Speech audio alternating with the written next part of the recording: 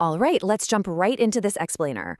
We're looking at a deeply dramatic excerpt from the Mahabharata today, and it's going to take us all the way from the absolute rock bottom of human despair to the extraordinary and honestly kind of shocking lengths people will go to just to preserve their bloodlines. So, we're dropping right into the chaotic middle of our story here. Listen to this quote from the illustrious sage, Vasishtha. "Oh, I cannot die by my own hands." At this very moment, he's wandering the woods, completely bereft of his children, and his grief is just so consuming that he realizes he can't even succeed at ending his own life. It's like the universe literally won't let him do it. Which brings us to part one, the depths of grief. Now, to really understand his sheer desperation, you have to look at how two different, massive bodies of water violently rejected his attempts to drown himself. First, he literally binds himself tightly with cords and throws himself into a swollen river. But the river, it just snaps his cords and tosses him right back ashore. Next, he finds this terrifying crocodile-infested river and throws himself in again. But the water actually mistakes his immense spiritual energy for unquenchable fire. His pain is so unbelievably profound that it literally leaves a permanent footprint on the map. That first river we just talked about, the one that snapped his bonds, the sage named it Vipasa, which translates exactly to the cord breaker. And you know, his spiritual energy is so overwhelmingly intense that the second river didn't just reject him, it literally shattered into 100 different streams just to escape him. Ever since that day, it's been known as the Satadru, or the River of 100 Courses. It's right here, after surviving the impossible for a second time, that he finally accepts he just cannot die by his own hands. Moving on to part two, a sudden spark of hope.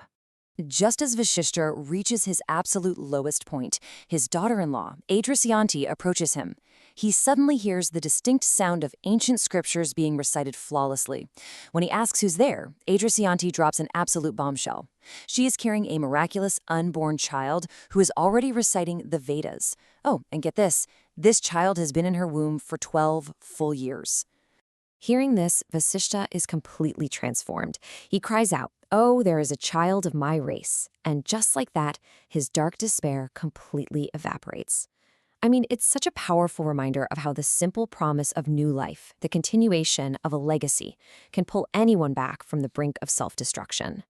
Let's dive into part three, curing the cursed king.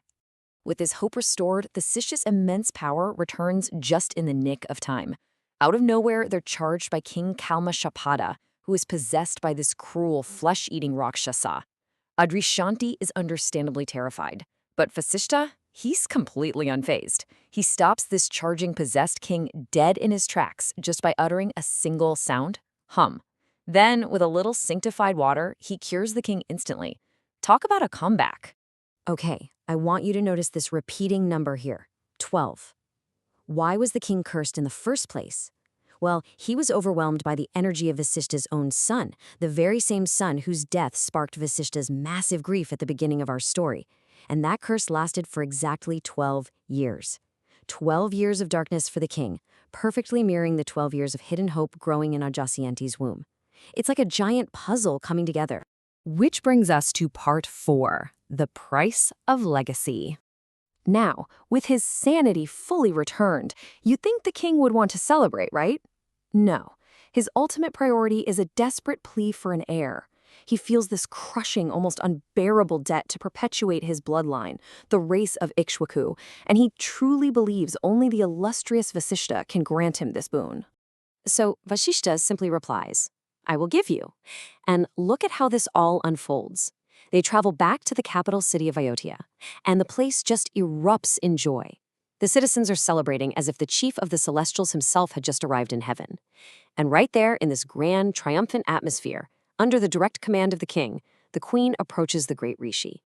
And now for the final chapter, part 5, an extraordinary birth. So, just to be clear, this isn't some casual affair. They are strictly, and I mean strictly, following a high ordinance. This is a deeply sacred covenant enacted specifically to fulfill the king's request and keep his race alive.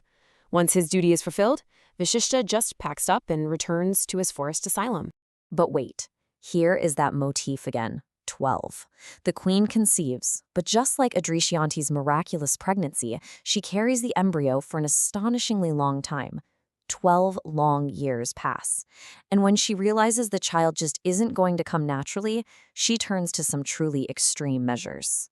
Tracking this incredible journey, we go from the king's miraculous restoration to his sacred conception, all the way to year 12 of the pregnancy. Out of sheer blinding desperation to deliver this heir, the queen literally tears open her own womb with a piece of stone. I know, it's a violent, shocking birth, but it actually succeeds. She delivers the great royal sage Asmaka, the very man who would go on to found the city of Paudanya. So as we wrap up this explainer, just take a step back and look at the extremes these figures endured just to secure a bloodline. We've got a sage whose grief was so heavy that the rivers literally rejected his suicide, a king possessed by a flesh-eating demon, and a mother enduring a 12-year pregnancy that ends with a sharp stone. I'm going to leave you with this. What do these ancient myths really reveal about our own desperate human need to be remembered? And honestly, what price are we ultimately willing to pay for it?